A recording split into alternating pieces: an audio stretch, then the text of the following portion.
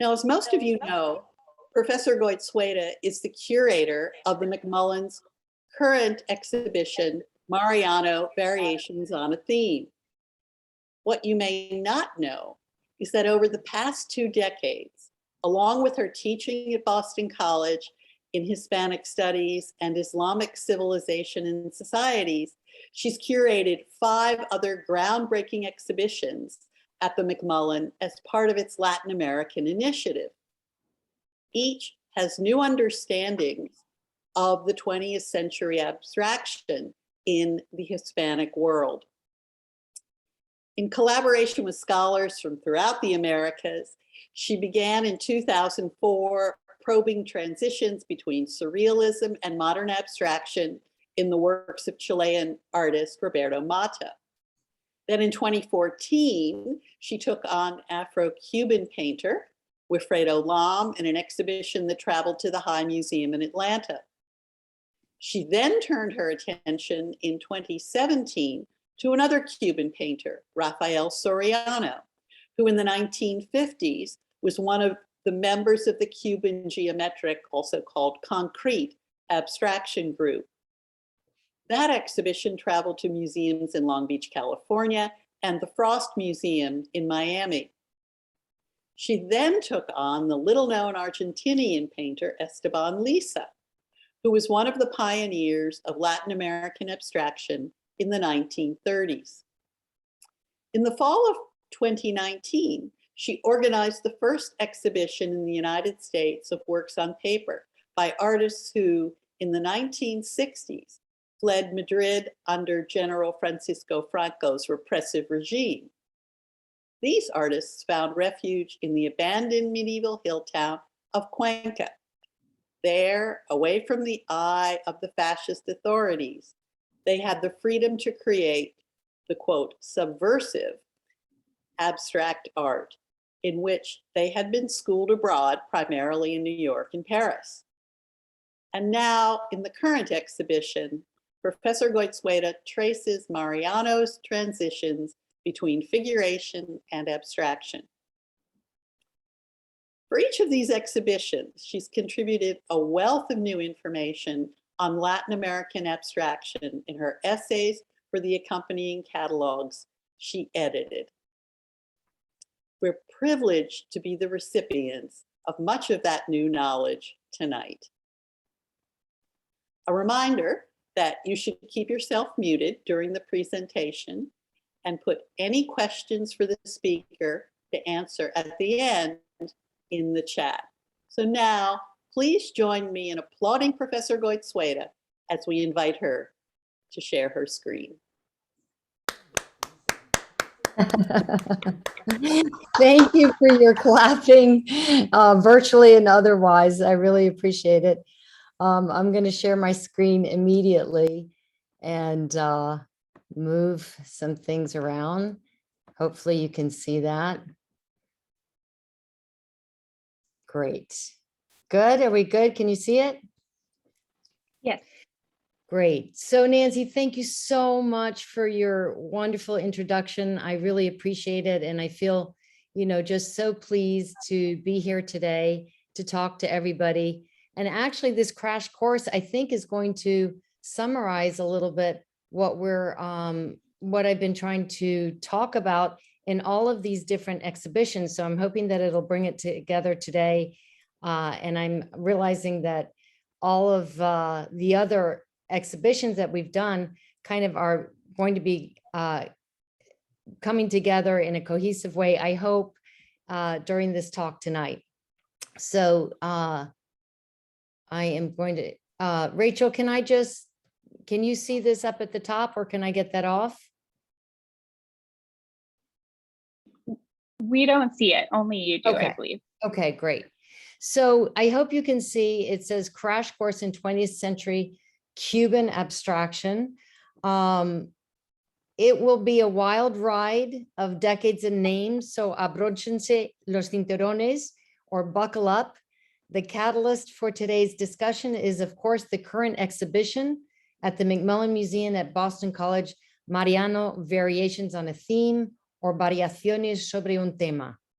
As such, we will start with our protagonist, Mariano, and view abstraction through the lens of his particular historical context. Mariano Rodriguez, 1912 to 1990, much like Chilean surrealist Mata or Cuban modernist Lam, was known simply by one name, Mariano.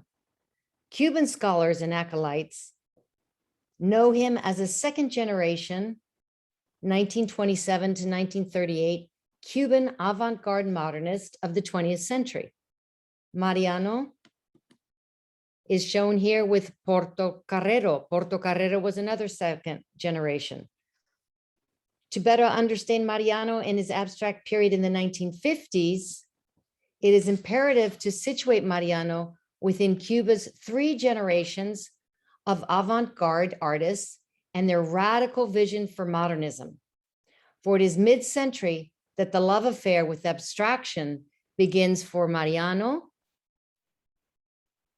Cuba, Latin America, North America, and Europe. Spanning almost the entirety of the 20th century, Mariano painted for over 6 decades. As such, his work reflected the changing aesthetic movements in Cuba and the burgeoning global transnational mid-century style abstraction. Unlike many of his Cuban peers from the second generation, Mariano was one of the few, along with second generation Mario Carreño, able to make the leap into painting in this new style, embarking wholeheartedly on this artistic course. During the rest of his life, Mariano remained equally versatile in both figuration and abstraction. Late 19th century Cuban painting. The seeds of Cuba's 20th century modernism lie in understanding the goals and training of 19th century Cuban artists. Traditional academic training was encouraged in Cuba's premier art school, San Alejandro Academy, founded in 1818 as the first art school in Havana. The island's natural beauty inspired a strong tradition of landscape painting, adopted as one of the preferred genres of Cuban painting in a quest for national identity. In the second half of the 19th century, upon completing studies in Havana, many Cuban artists traveled to Europe, specifically Italy and Spain, for further training. And here we see Leopoldo Romagnach, and you can see it's very characteristic of Spanish Impressionism, very much like Sorolla, the Spanish painter. The Romantic manner emphasized strong emotion as a valuable element of the aesthetic experience, and in the case of landscape painting, the personification of nature. And here we see Esteban Chartrand, a 19th century painter. 19th century Romanticism entered into dialogue with another 20th century approach, realism, the antithetical attempt to represent subject matter in a truthful, real way, avoiding artificiality and supernatural elements. And here we see Guillermo Collazo. It's called La Siesta. I love this painting. I would love to be able to sit like that and enjoy the day. This created an endless range of panoramas of the Cuban environment in which color and light were used as expressions of each artist's personality, with the subject itself varying little in the works of most painters. The period, known as the Cambio de Siglo, or turn of the century, lasted approximately from 1894 until 1927, when the Exposición de Arte Nuevo, exhibition of new art, inaugurated modern art in Cuba. And here you will see the exhibition brochure from 1927.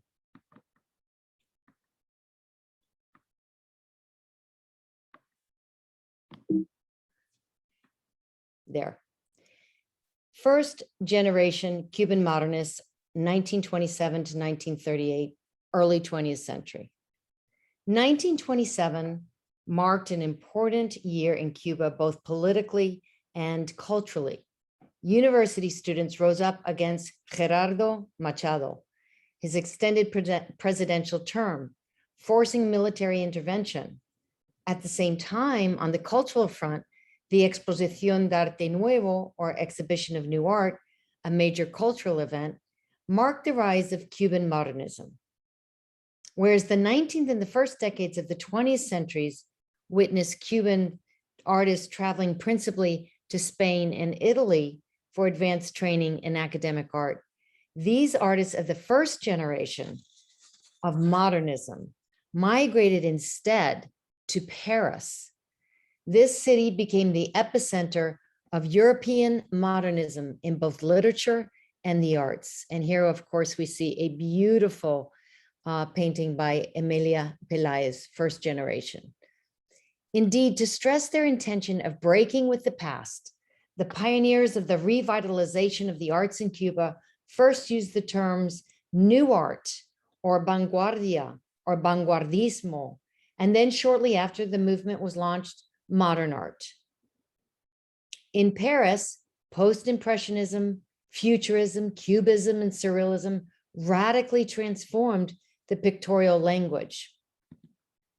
For most Cubans, the Paris period was transitory, a time of learning and experimentation, but always within the context of redefining a national identity within the modernist experiments taking place in Europe and more specifically in Paris. According to Cuban art scholar Graciela Pogolotti, for this generation of Cuban artists, the Parisian experience, quote, redefined the basic parameters of a worldview. The Cuban modernists of this generation threw off localism to build the utopia of nation in dialogue with the universal. Strong individual personalities emerged therein, some of whose names are recognizable in Cubans and Cuban scholars.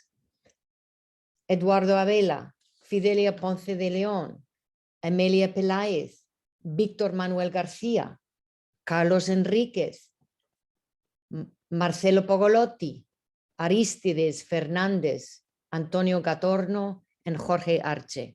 So I just did the whole second floor of the National Museum of Fine Arts. So that's where they have it on the second floor. Second generation of Cuban modernists, generation 1938, early to mid 20th century. The first exhibition of modern art, Primera Exposición de Arte Moderno, 1937, and the second National Salon of Painting and Sculpture held in 1938, brought together an array of modern Cuban art by the now widely regarded first generation of Cuban modernists. But it also presented the appearance of new protagonists, the influence of Mexican painting, and the predominance of the moderns over the academics. So the academics, of course, being the 19th century and the moderns being the first and second generations now of vanguardistas. Emerging Cuban painters chose to study in Mexico rather than Europe, and mural painting served as an initial point of departure. Mariano too saw Mexico City as the locus for his development. This new generation of 1940 Cuban modernists, after an initial convergence with Mexican art, branched out in various directions, substantively distancing themselves from the movement that characterized Cuban art of the 1930s. There was a rejection of the over-decorated domestic scenes of white Cuban society. So we saw that with Guillermo Collazo's painting, La Siesta.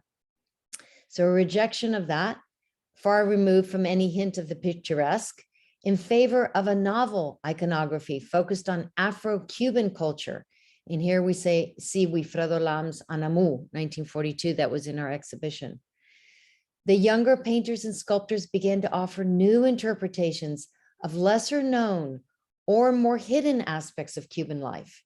With a predilection for an accumulation of elements called Baroque, many adopted this approach within their own poetic vision, using an array of elements, iron lattices, screens, stained glass windows, architectural elements, interiors. And here we see the work of René Portocarrero, La Catedral in Siena from 1961.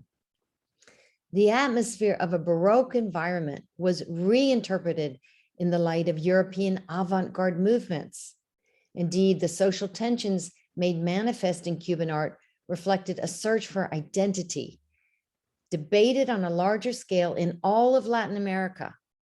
The intelligentsia turned to the Baroque style, rich in hybridization, adopting and reconfiguring it to fit a new Latin American artistic vision. And here we see La Pecera, and you see that accumulation of elements, and you see the movement in the foreground and up, and you see the pleats in the folds, much like the Baroque Subaran in Spain.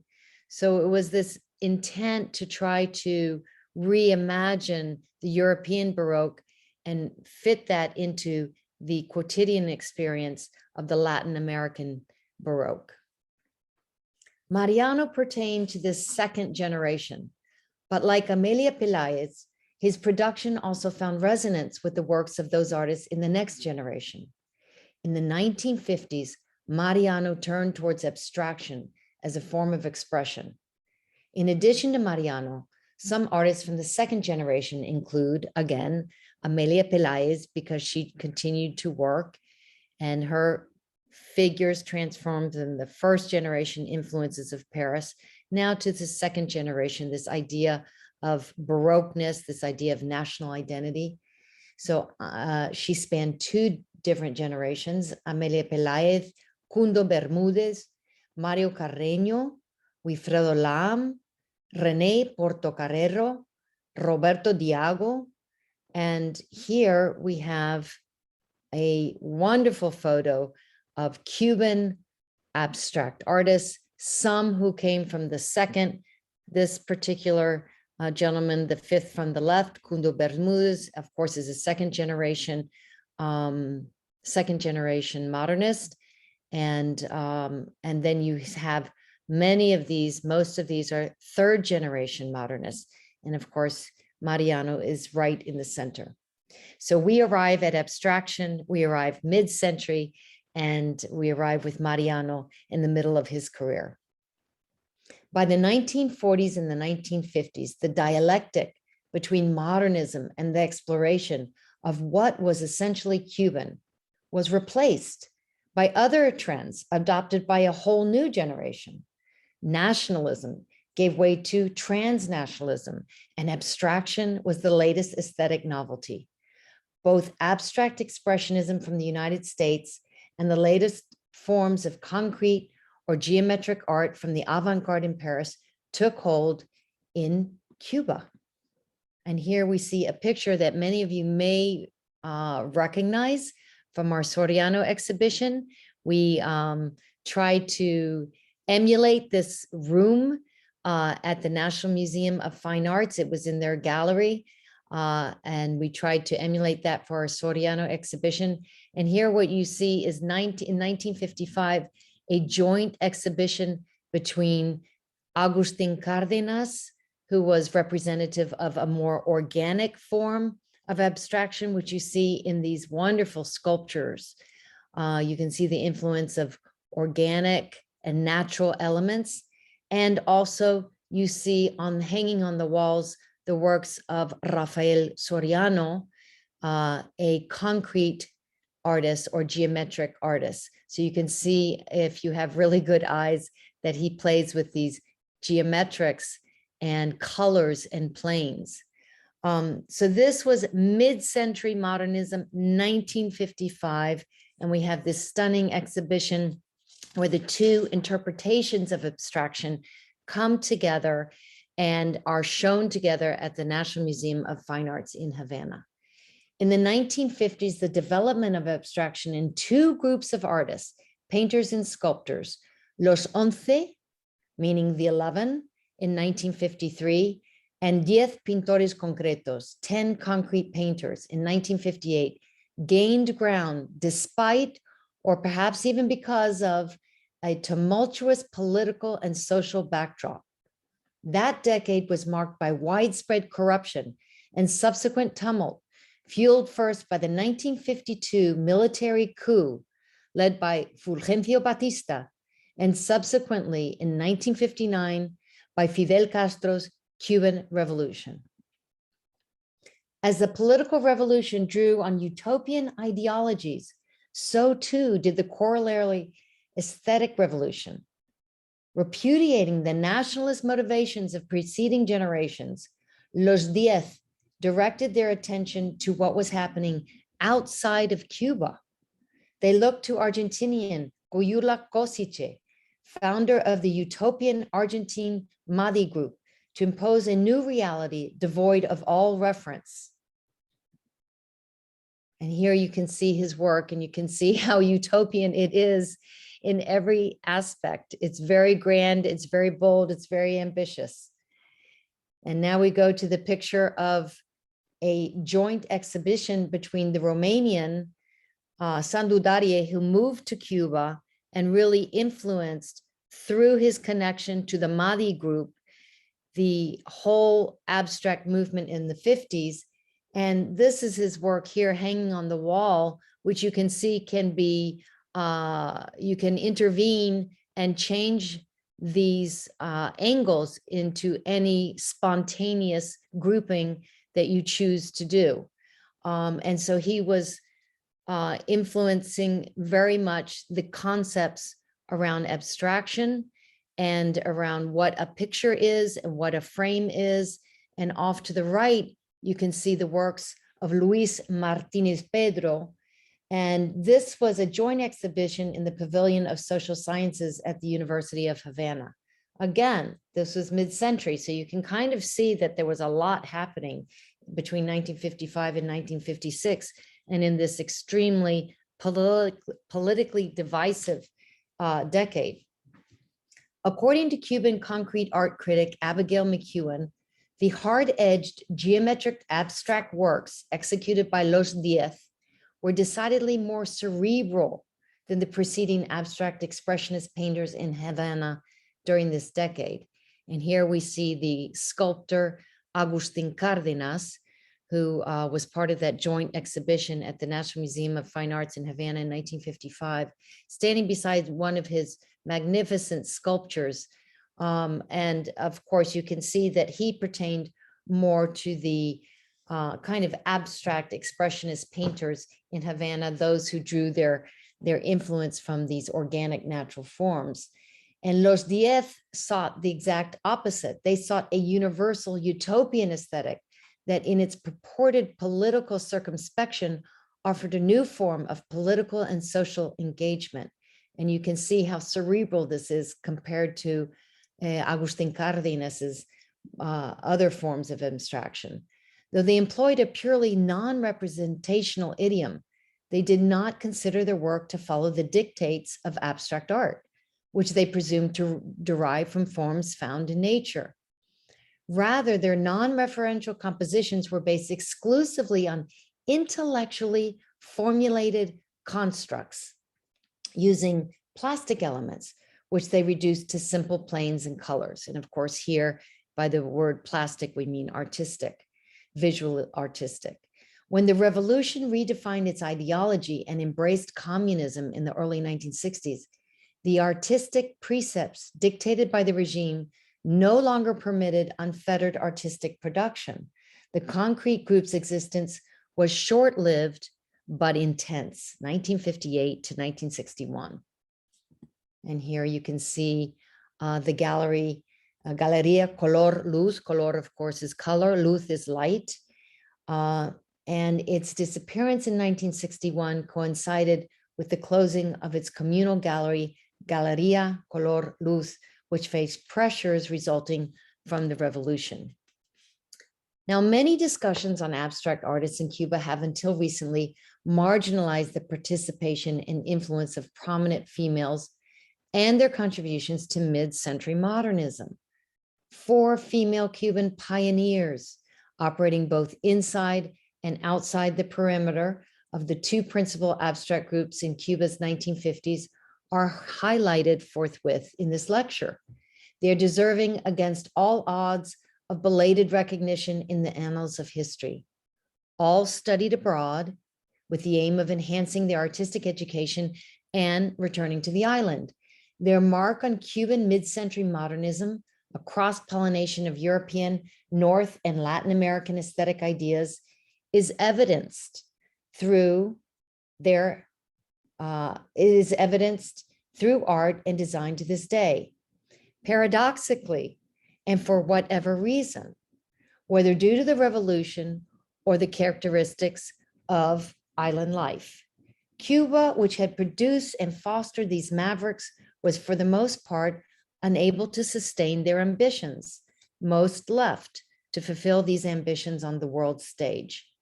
These modernist contributions are finally being heralded, many at 90 plus years of age, and are now receiving exhibitions in prominent museums and galleries, as well as important scholarly attention. Dolores, or Lolo, is her nickname, Lolo Soldevilla. And here she is in a photo with Pedro de Ora to the right and Lolo Soldevilla in the middle. And of course, our good friend, Wilfredo Lam on the far left. Lolo returned to Cuba from Paris in 1956. She had maintained an intense personal and professional relationship with the Spanish painter Eusebio Sempere, whom we featured at McMullen's group exhibition, Cuenca, City of Spanish Abstraction. She, along with Pedro Orra and Rafael Soriano, founded the group 10 Pintores Concretos. So you can see how Sempere and the Spanish concrete artists directly influenced her, and then she came back to Cuba, starting this other group of the concrete artists. She was particularly dynamic, and she was dynamic in persuading many young painters to adopt abstraction, including artist Filia Sanchez. And here we see Filia Sanchez's Sin Título de la Serie Afro-Cubano, 1957. Early on, Sanchez stood out in opting for geometric abstraction, but decided to remain independent from, though not antagonistic to, the concrete artists. Hers was a cordial dialogue. Sanchez embraced the arrival of the new revolution, contributing both set design to a theater group and graphic design to a literary journal, Zona, Carga y Descarga. And here we have an example of that literary journal. Leaving Cuba in the early 1960s on a scholarship to Madrid, Sanchez then traveled through Europe and North America. She attended the Pratt Institute and lived in Harlem for a decade before landing finally in Puerto Rico in 1971, which she eventually called home. Her first museum retrospective, Soy Isla, or I Am an Island, was exhibited at the Phillips Collection in 2019 in Washington, D.C. She was 92 years old. In addition, the minimalist artist Carmen Herrera, and here we see Green and Orange from 1958, along with industrial design pioneer Clara Porcet, were also on the periphery of these two dominant Cuban abstract movements, although geometric influences are evident in their respective productions. Herrera married the American Jesse Lowenthal in 1939, and at the age of 22, she moved to New York City. A brief stay in Paris was followed by her return to Manhattan, where her work engages in dialogue more with minimalist art than with geometric abstraction. Lacking any contact with the contemporary movements in Argentina, Brazil, and Venezuela, Herrera's circle was limited to Cuban and American artists in Manhattan. Indeed, her works have more in common with the compositions of Barnett Newman and Ellsworth Kelly than with her Latin American contemporaries. Herrera's first exhibition at 101 years of age was at the Whitney Museum in New York City. I'm also having the feeling that if you have Cuban genes, you have long longevity in life. So kudos.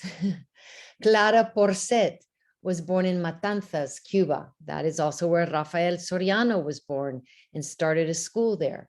And she studied in New York and in Paris. In the summer of 1934, Porcet attended classes at Black Mountain College, where she met American color field painter Joseph Albers. Invited by Porcet, Albers visited Cuba in 1935, where he gave a series of lectures at Havana's Lyceum. Albers would continue to return to the island, giving lectures in 1952 at the University of Havana's architecture department. Porcet's experience with the Bauhaus made her a visionary in the field of design in Cuba and later Mexico. And of course, here the photograph on the left, you can see that this is one of the big muñecas that they have and use in Mexico. The Bauhaus, founded in 1919, is part of a utopian vision to rebuild Germany after the ravages of the First World War, sought to implement clean lines in modern, inexpensive materials that could be mass produced. Consistent with Porcet's vision of affordable design for the less fortunate, she was sympathetic to the initial stage of the Cuban Revolution, traveling back to participate in its nascent stage. Nonetheless, she returned to Mexico. There, the Bauhaus movement had deeply impacted Latin American intelligentsia. Its legacy is visible in its art and architecture. Porcet, a frequent collaborator of Mexican architect Luis Barragan, and here you see a photo of his home, very, very influenced by geometric abstraction in the Bauhaus, created furniture that fulfilled the social commitment inherited to Bauhaus design. And here's an example of that furniture that she created, which is now still in production with CB2, Crate and Barrel 2. So check it out. As the revolution increasingly distanced itself from abstraction, many artists chose to leave. Some stayed, including the prominent leader of Los 10, Lolo Soldevilla, choosing to accept the revolutionary transformations imposed upon their production. According to Spanish art critic and historian Osbel Suarez, Lolo abandoned the small frame celestial bodies and turned instead to larger format works that celebrated the revolutionary epic.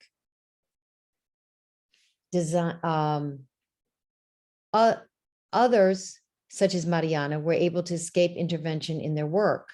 And here we see Hombre con Gallo from 1960. In 1960, Mariano became the cultural attaché in India, returning to Cuba the following year. His production over the 1960s reflected a style much more consistent with abstract expressionism. And here you see Asamblea Popular from 1963, painted in the abstract expressionist style. And his grotesques. This is Cantante Uno from 1965, which we have hanging in the back room of the second floor gallery of the McMullen Museum. So the grotesques were produced in a single year of 1965, and they evolved beyond abstraction. Interestingly, Mariano was exposed firsthand to the New York School movement and its artists from its inception in the 1940s. He aligned himself with the New York School, eschewing not only social realism, but also gravitating towards abstract expressionism over and against the broader expressions of abstraction in Cuban and Latin America. So abstract artists, many involved in Los 11, would include Raúl Martínez, Guido Ginás, Antonio Vidal, Jorge Camacho, Tomás Oliva, and the sculptors, of course, Agustín Cárdenas and Roberto Estopiñán. And we are happy at the McMullen Museum to have a large holdings of his works on paper, as well as the sculpture. Concrete artists from the 50s generation, the third generation, include Rafael Soriano, Lolo Soldevilla, Sandu Darie, Luis Martínez Pedro, José Mijares, and Wilfredo Arcay. Many of the Cuban concrete painters were not looking to express the political aspect of what was happening in the country in the 1950s and 60s. While aware of abstraction coming out of New York City, this style did not speak to the mainstream abstract artists in Cuba. Indeed, they derived their inspiration and encouragement from countries like Germany, Belgium, France, and Russia, with groups like Informalism and Cobra in Europe. And you see here an example of one of the works of art from the Cobra group. This is an artist group formed in 1948, post-World War II, from Copenhagen, Brussels, and Amsterdam. And that's where we get the acronym Cobra comes, we borrow the first two letters of each of those cities. In Latin America, Cuba looked to Argentina, Brazil, and Venezuela. During the revolution, abstraction was strongly discouraged. Only after 1990 did it come out of hibernation. Pablo Picasso was oft quoted saying that when he painted, he had a whole generation of painters painting with him at the same time. Accordingly, the three generations of vanguardistas in Cuba are still painting with Cuban abstract artists today. Thank you.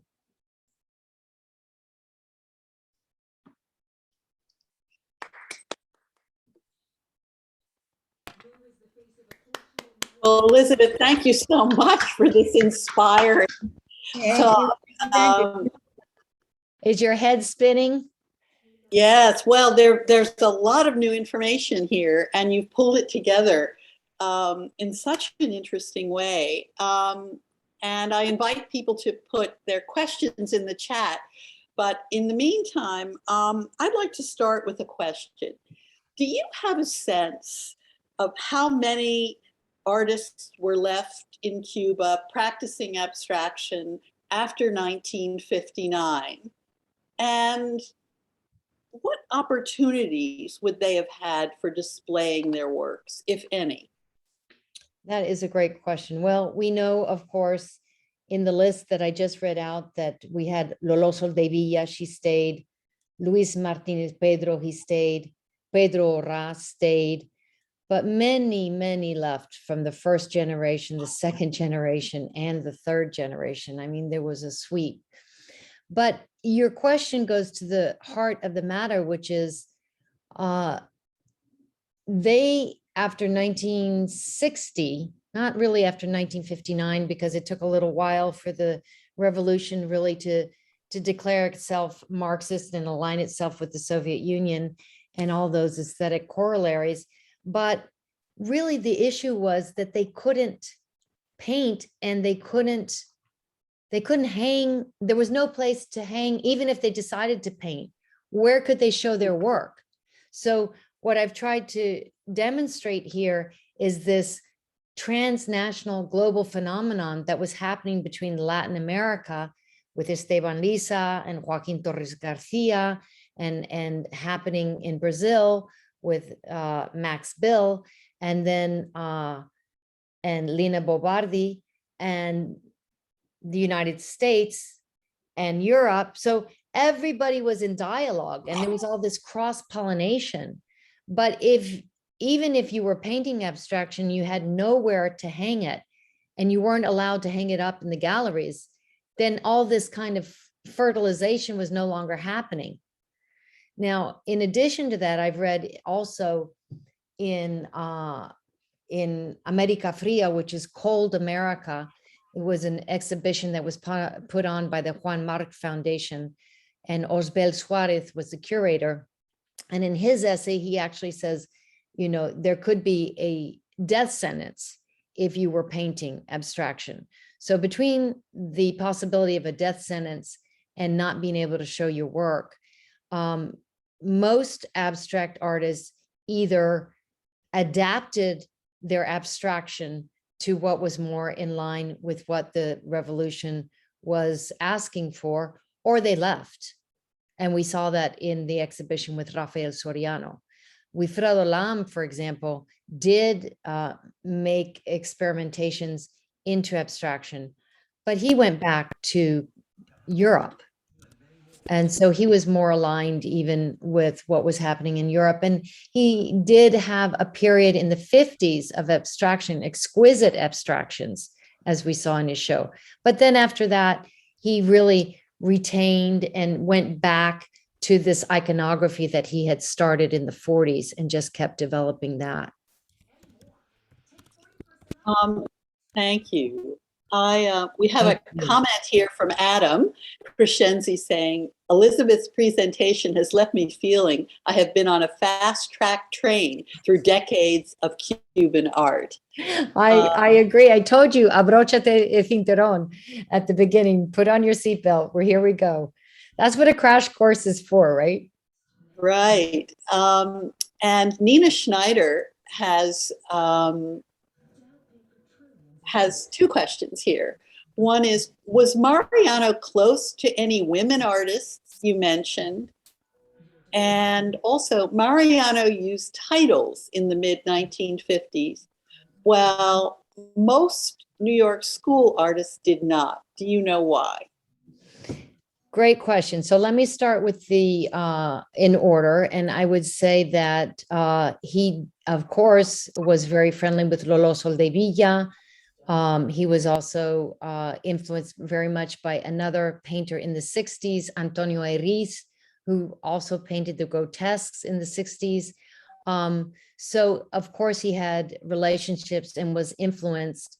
And, you know, probably it was a symbiotic influence where it went both ways.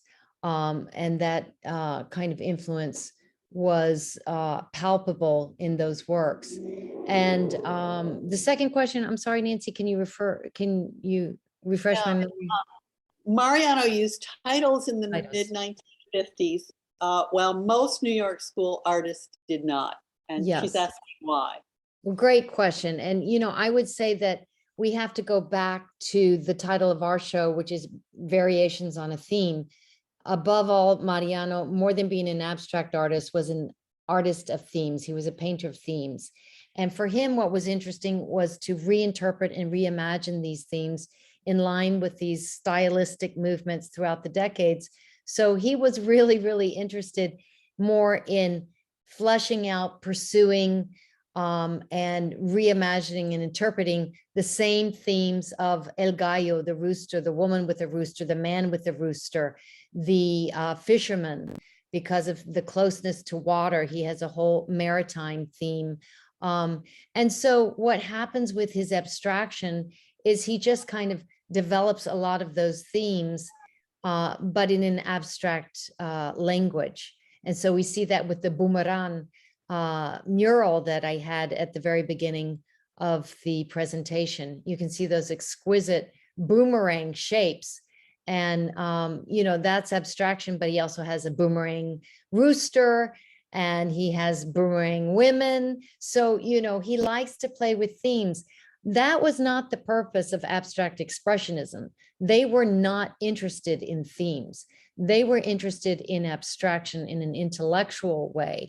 And so they were defining this, you know, by the critics, Clement Greenberg, and all of the subsequent critics, Leo Steinberg, and etc.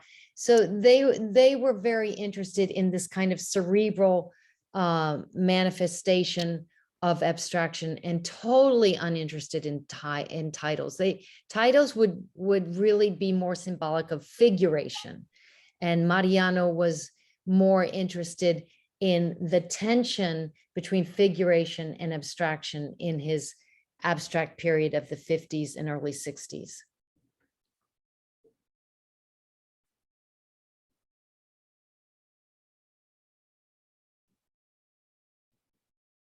Adam says that you've raised his interest in better understanding abstract art, and he now wants to learn more. So, oh, that's great. That's wonderful, yeah. Adam.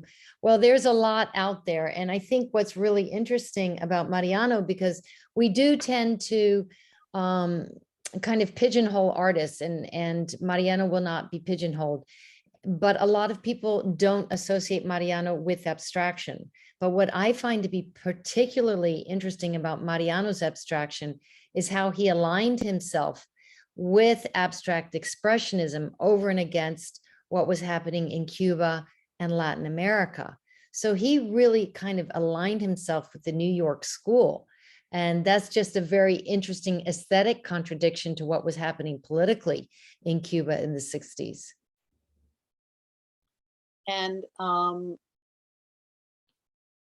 Adam also was wondering if you might comment a little bit on the monetary value of some of these works of art compared to, say, he says impressionism, but I'd say, you know, sort of to any, even to New York abstract expressionists.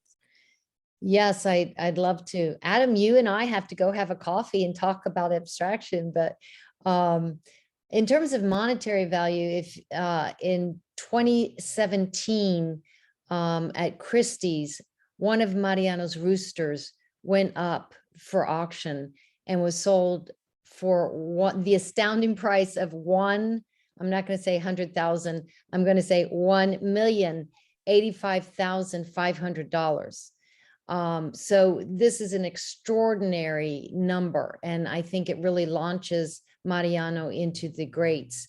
You know, his abstractions are just exquisite. And so the marketplace is kind of actually hitting us scholars over the head to say, you know, you need to take a second look at this artist, and you need to really understand why he's so highly valued out in the marketplace.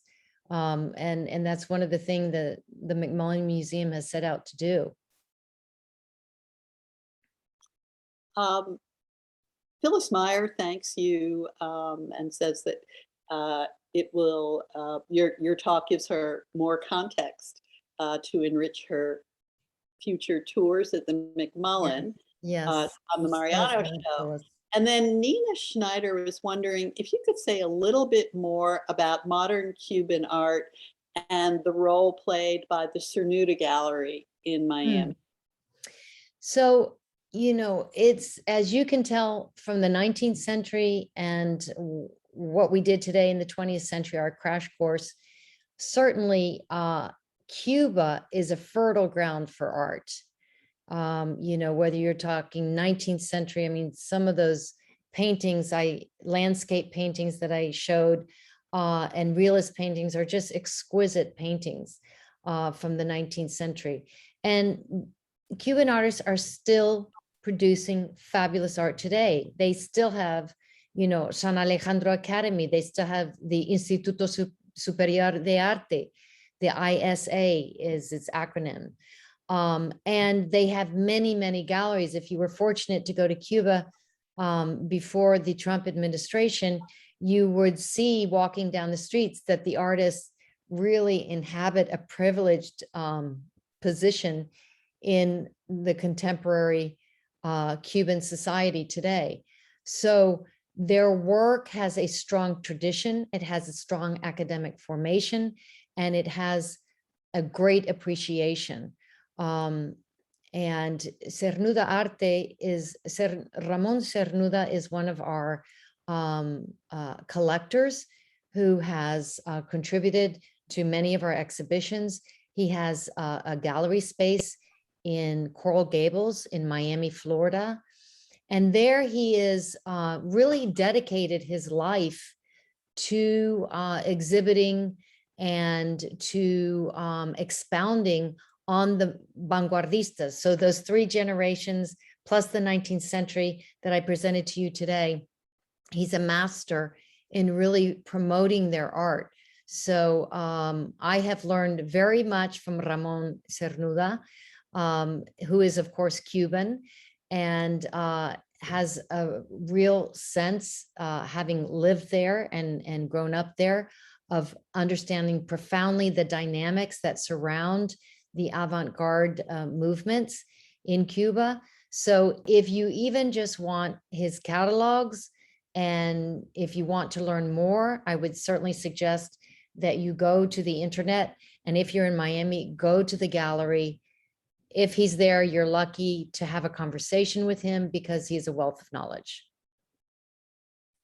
I think it brings us to the end of our questions.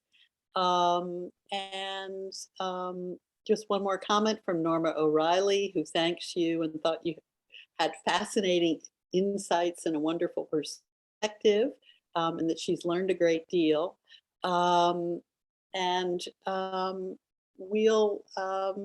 We'll look forward to taking another look at the exhibition after your talk. Please do. And I just wanted to thank all the patrons and the docents who came out tonight to hear, to listen, to learn. I feel like they're the acolytes, and between the third Cuban exhibition and all these lectures, I think we have many Cuban scholars running around in our audience. Well, it remains for me to thank Elizabeth for this wonderful hour that's been so enlightening to all of us, and to thank you all for coming, and hope to see you at the McMullen Museum and the Mariano exhibition. Thanks again. Thank you, Nancy.